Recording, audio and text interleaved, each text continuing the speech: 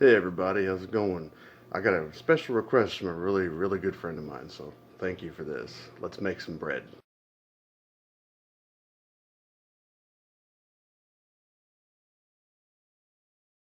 But the first thing you want to do is you want to heat the milk up to about 100 to 115 degrees. Okay, now that we got our milk to about 100 degrees, you're going to add in your yeast. I'm using instant yeast. You can use active, but then your sugar. And you actually want to save the salt for the flour. So let's go ahead and put that in the flour now. I have about 2.5 cups of flour here. It's always better to use a little less flour because you can always add it in. It's always a real pain to try to take it out. And we'll be back momentarily. Okay, now that we got our stuff mixed all in here, you don't have to wait for instant yeast. That's why I love it. Then you just add your mixture to that and we get all of it in there. I guess I could have just thrown it right into the flour, but we'll never learn if we don't try, right? Do that, and then we're gonna use about 1.5 tablespoons of oil. I'm using olive oil. You can use any kind of oil. Cooking oil, I mean. There's 1.5.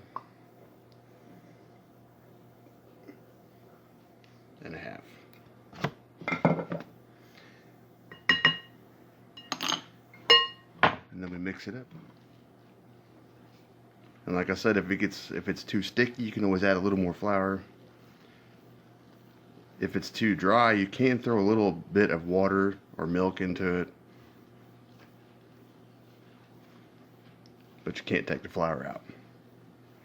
And when you get it all kind of mixed up and you just kind of want to knead it, and I learned that if you turn it about 1/4 of a turn, you fold it on itself, push down, turn it, 1/4 turn, do that.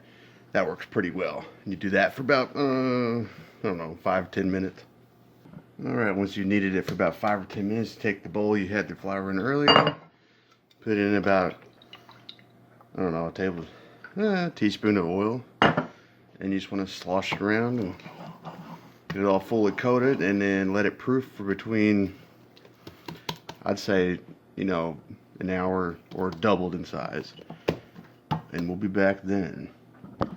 Oh yeah, I forgot. You gotta cover it. Alright, so an hour's passed and it's doubled in size. Now what we want to do, you kind of want to punch it out. You want to get some of the air out of there. So you take it out. And I already greased this pan here, my loaf pan.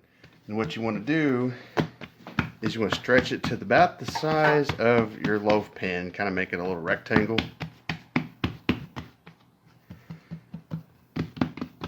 And then you carefully roll it up. Do that. Kind of make it nice and neat looking. Roll it around. You do want to keep it about the same size as your loaf pan. And that looks pretty good to me. And that goes right in here. We'll kind of mash it down a little bit because why not? And then we're going to let it proof for about 30 to 45 more minutes. And we'll be back then.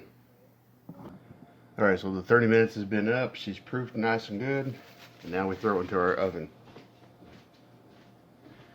I got my oven set to 350 degrees and we're going to bake it for about 35 to 40 minutes.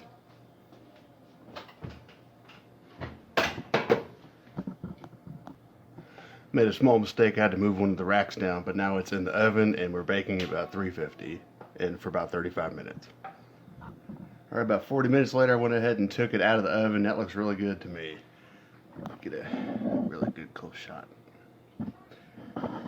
And they say to let it sit till it's completely cool to cut it, but I'd give it about 5, maybe 10 minutes before cutting into it. Okay, we're gonna go ahead and take it out too.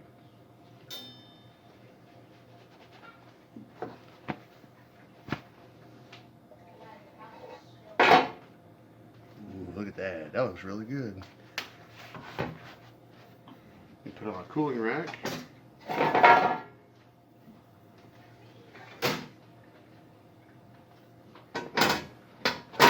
and we'll probably be back in about 10 minutes. Okay, I couldn't resist anymore. I have to do it now. So we're gonna cut into it.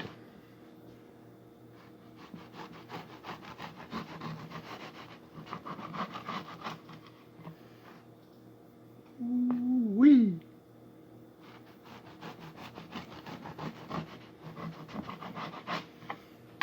Look at that.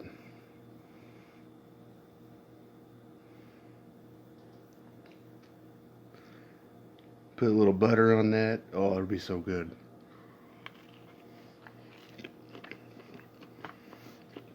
Oh yeah. And that's it.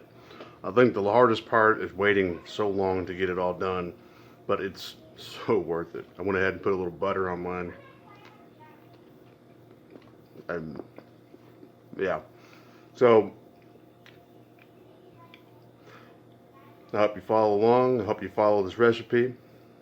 And I will see you guys next time. Bye.